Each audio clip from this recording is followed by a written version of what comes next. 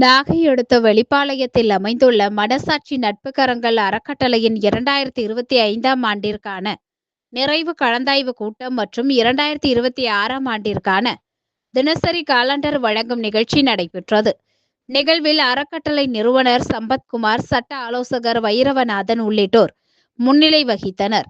சிறப்பு அழைப்பாளராக ஓய்வு பெற்ற நீதிபதி கங்காதரன் கலந்து கொண்டார்.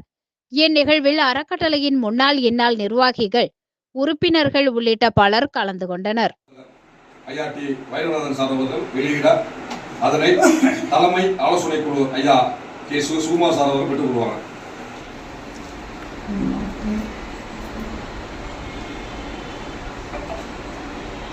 நாகப்பட்டினம் மாவட்டம் தலைமை நீதிமன்றத்தில் ஓய்வு திரு கங்காதரன் சார் அவர்களுக்கு நம்முடைய தலைமை சட்ட ஆலோசகர் ஐயா அவங்க வந்து கொண்டாடி கொடுத்து வரவேற்கிறாங்க.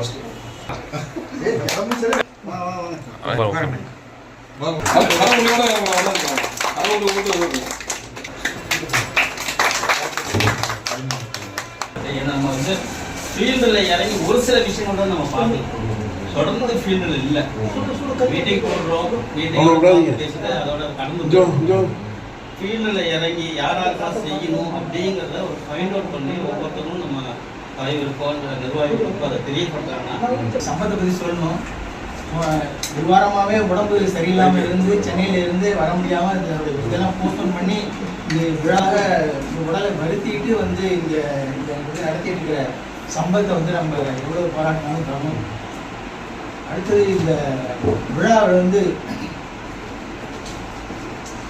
இந்த குறைகளை சொல்லுங்கிறதே ஒரு பெரிய, யாருமே வந்து குறைகள் சொல்ல விரும்ப மாட்டாங்க. இன்னைக்கு குறைய சொல்லிட்டு இருக்காங்க, இதோட விதியை அப்படிதாங்க யாருமே இது பண்ண மாட்டாங்க. எடுத்து குறைகளை சொல்லுங்க, நாங்கள் திருத்திக்கிறோம் அப்படிங்கிறது ஒரு பெரிய இதாக இருக்குது.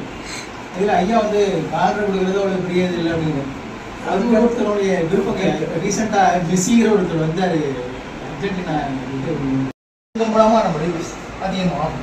அதில் அவங்ககிட்ட இருந்து மூலமாக நம்ம சப்ஸ்கிரிப்ஷனோ வேறு ஏதோ பணமோ வாங்கினா பணமும் விழிப்புணர்வும் இருந்தால் தான் ஒரு இதோட ஸ்ட்ரென்த் அதிகமாக இருக்கும். அதை எப்படிலாம் நம்ம விளக்க முடியுமோ அதை எல்லாரும் ஆலோசனை போயிட்டு அது வளர முடியும். அது கேட்போம். ஆனால் மீட்டிங் அடிக்கக்கூடியா அவங்க இன்டராக்டிவ் நேரம் இல்லாமல் அடுத்தது ஒன்று எல்லாருக்கும் வந்து அடிக்கடி ஃப்ரீக்வன்சிங்கிறது நம்மளே டிசைன் பண்ணிக்கணும். அவருடைய செயல்பாடுலாம் சிறப்பாக இருக்கும். எதையும் செய்தி முடிக்க சக்தி போயிருக்கோம். அவரோட நான் பல வகை அவரும் வந்து சிறப்புமிக்க வழக்கறிஞர். எல்லோருக்கும் எல்லாம் செய்யக்கூடிய மனப்பக்குவம். இந்த மனசாட்சி நட்புக்கரங்கள்னா நம்ம 2 பேர் சந்திப்போம், ஆயிருப்போம், கை கொடுத்துருவோம், அது நட்பு. அது இருக்கும் வரும். அந்த நட்பில் கொண்டு போய் ஒரு இது வச்சிருக்காரு, மனசாட்சி நட்புக்கரங்கள். எது செஞ்சாலும் அந்த மனசாட்சி நம்ம கட்டுப்பட்ட செஞ்சோம்னா அது இது செய்யறதுக்கு நம்ம யோசிக்க வைக்கணும்.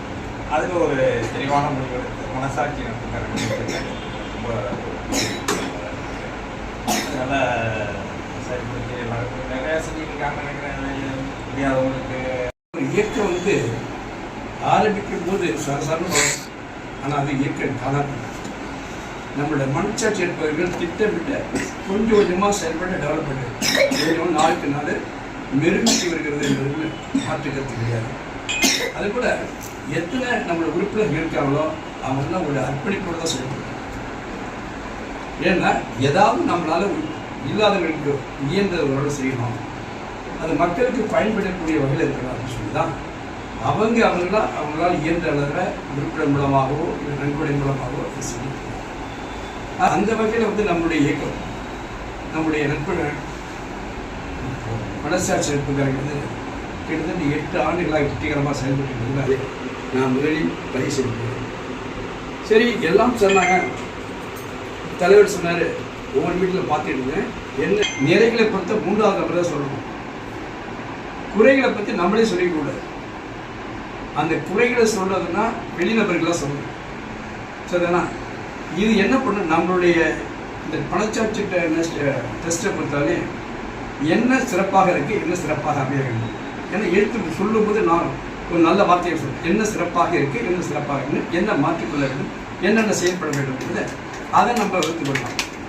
சரிதான், நிறைவு குறைகள் தான் அது நம்ம கேட்கறது. அது ஒரு சொல்கிறேன். அப்படி செய்யும்போது மனசாட்சி சொல்கிறேன் இல்லையா, என்னை பொறுத்தவரை நான் யாருக்கும் யோசிச்சு பண்ணுறேன், சரிலாம் மனசை கொண்டு சொல்லியிருக்கேன், தப்புன்னு நினச்சி. முதல்ல சார் சொன்னாங்க, மனசாட்சி இருப்பார்ல எல்லாருமே செய்கிறாங்க, சேவை செய்கிறாங்க, ஓட்டு கொடுக்குறாங்க, புத்தகம் கொடுக்குறாங்க. அது ஒரு கைண்ட் ஆஃப் நம்ம எப்படி சார் பண்ணீங்க அப்படின்னு ரொம்ப நேர்த்தியா, அதாவது இன்னொன்னு வந்து எல்லாரும் உங்க கருத்துக்கள் சொன்னீங்க, ரொம்ப சந்தோஷமா இருந்துச்சு. சார் வந்து புதுசா ஒரு நீதிபதி, 2 வக்கீல், ஒரு இன்ஜினியர், நம்ம எல்லாருமே பெரிய மிகப்பெரிய பட்டாளமே இருக்கு நம்ம மனசாட்சிக்காரர்கள் அப்படிங்கிறது. இந்த குடும்பத்துக்குள்ள எல்லாரும் ஒன்னா இருக்கிறோம் அப்படிங்கும்போது ஒவ்வொருத்தவங்களும் சாதாரண ஆட்கள் கிடையாது, எல்லார்ட்டையுமே ஒரு விஷயங்கள் இருக்கும். இந்த அமைப்புக்கான வளர்ச்சியை வந்து இது ஒவ்வொருத்தரும் நம்ம கற்றுக் கொடுக்கும்போது அது இன்னும் சிறப்பா போறதுக்கு வாய்ப்பு. சார் சொன்ன மாதிரி அந்த நிறை குறை அப்படிங்கிறத சிறப்பா, இதை விட சிறப்பா நம்ம எப்படி சொல்லலாம். ஒரு ஆஸ்பத்திரியில வேலை பார்க்கறவங்க நம்ம அமைப்புல இருந்தாங்கன்னா அந்த ஹாஸ்பிட்டல் டாக்டரா இருக்கிறவங்க கொஞ்சம் வளர்ச்சி வாங்கிக்கலாம். அது மாதிரி கொஞ்சம் சில விஷயங்களை இப்ப வக்கீலா சார் இருக்காரா, இப்ப எனக்கு பிரச்சனை பண்ணா வக்கீல் ஃபீஸ் கம்மியா கொடுத்துக்கலாம்.